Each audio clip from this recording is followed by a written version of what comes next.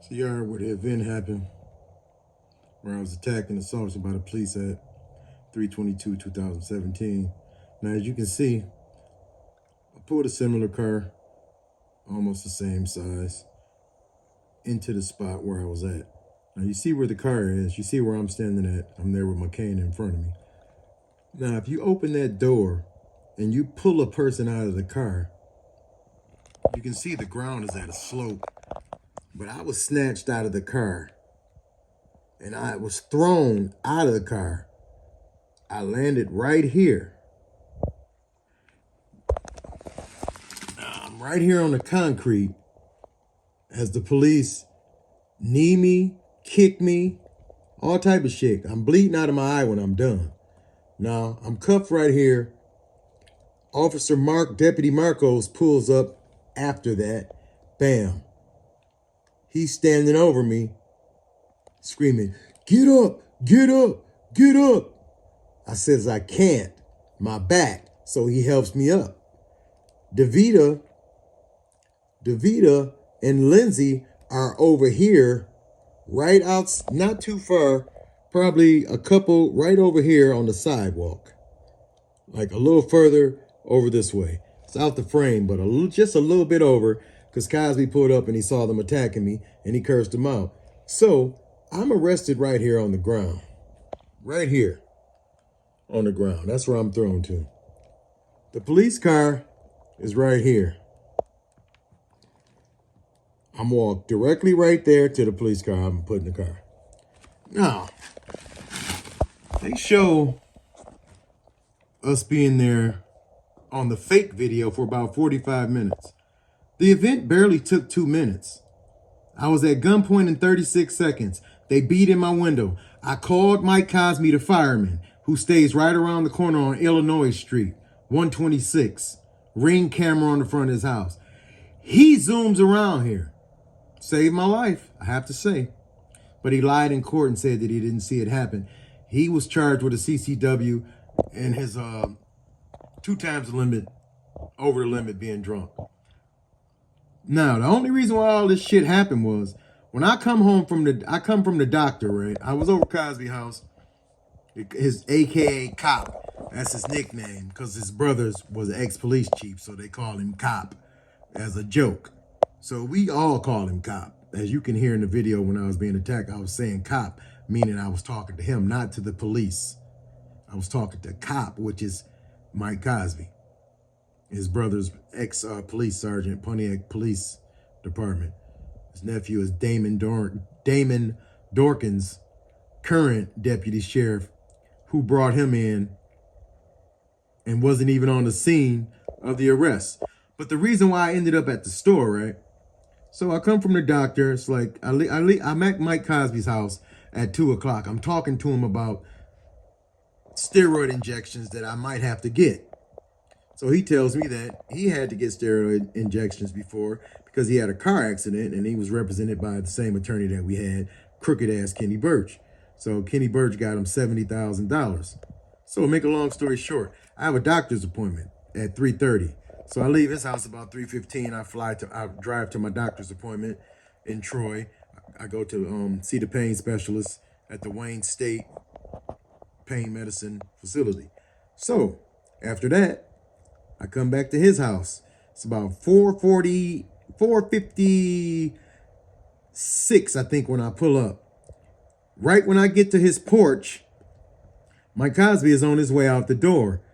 And I'm knocking at the door, right? It's like simultaneously. So he's going out. It's like, "Hey, what's up, man?" He's like, "I'm finna run to the store and get me another drink." And I say, "I'll ride with you." He said, "No, I got my wife's I don't know if it's his wife's daughter or that one of their friends' daughter. It's a 3-year-old child there at the time. He's leaving to go get a fucking drink." So I say, "No, you stay here. I'll run and get the drink for you, man. I'll go do that. Because I don't want to stay there because I don't know the child and the child doesn't know me. And I'm not comfortable being around someone's child that I don't know. And they don't know me, and I don't want to make a child feel uncomfortable, and they shouldn't be leaving no grown-ass man around no 3-year-old child anyway." So I said, no, I'll run and get the alcohol. I'll run and get the drink for you. So he gives me his debit card. So I leave his house. I head to Country Farms Market. I go up Voorhees. I cut up Edward Street and circle around. Then I come up Orchard Lake and I go over into Country Farms parking lot. So when I pull up in Country Farms parking lot, I could see the light at Orchard Lake and Voorhees. It's a black Maxima up there. And it's two deputies behind it. It's one, Brandon DeVita's right behind it. And Kyle Lindsay is about 4 cars back. So I just walk inside the Country Farms Market, asked him for a fifth of Amsterdam. That's what he sent me for. I had his debit card, made the purchase, came back out. The police are still there. I got in the car. So I come out. I'm about to turn right out of Country Farms Market. So I make a right. I signal. I make my right turn. So I'm coming up to the light of Voorhees in Orchard Lake. I'm on Orchard Lake about to make a left on Voorhees, heading to his house. So I make my left onto Voorhees when I get the arrow to turn left, which their side can't move because the oncoming traffic from the other side is going to get the arrow after I get the arrow. So I get the arrow, bam, I make my left. DeVita zooms around the black Maxima and gets behind me. He's directly behind me at Cherokee Street, which is the first street after Orchard Lake when you turn on the Voorhees. So he's following me. He follows me 3 streets. Bam. I'm at Navajo Street, which is my street. So I signal right. I make a right turn. He turns on his lights. Bam. Okay, my van's in my driveway right there when I turn right, so I can't turn there. The street's very narrow. So I make a left into my neighbor's driveway where you see this car at right here. So this is where the incident took place. So Officer Lindsay comes to my car.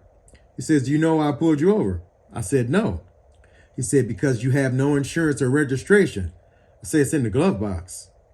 He said, "No, sir. We now have the ability to run your plate and see if you have insurance before we even pull you over." I said, "Sir, it's in the glove box. I can get it for you."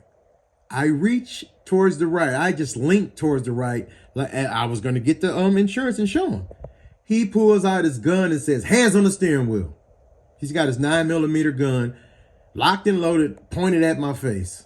So what do? I put my hands on the steering wheel. Then he starts screaming, "Get out the car.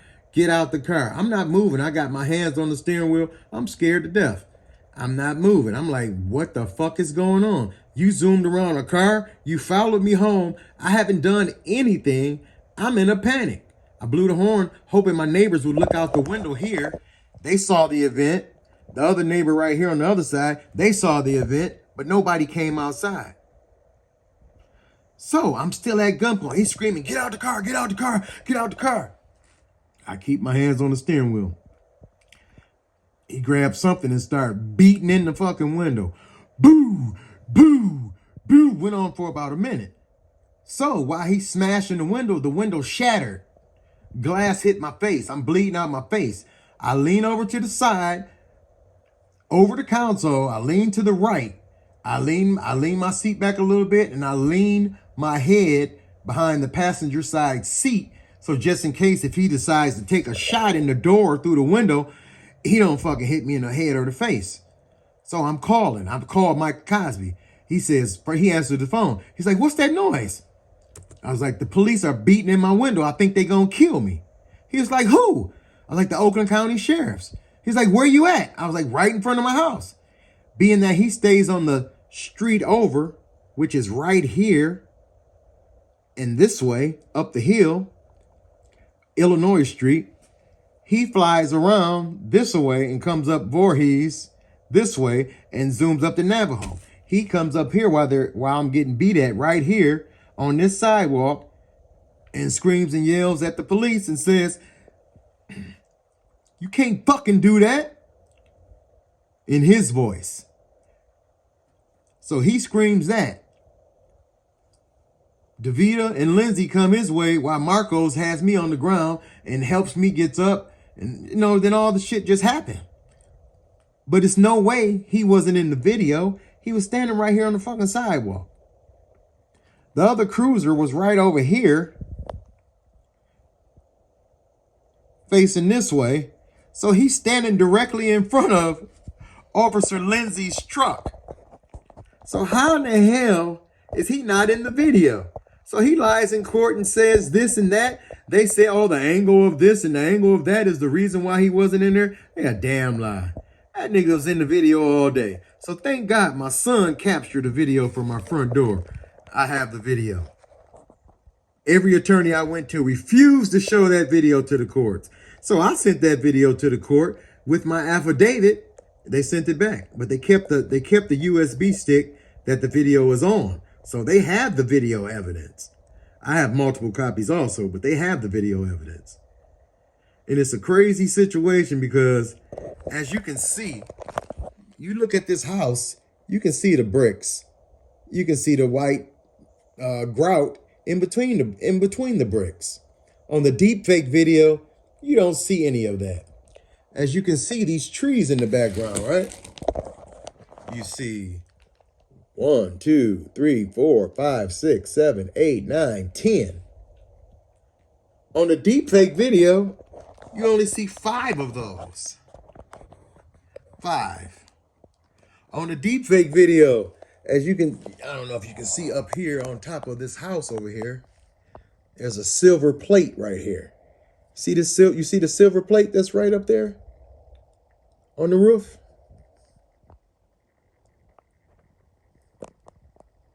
It's not there on the deepfake, but it's definitely there on the house.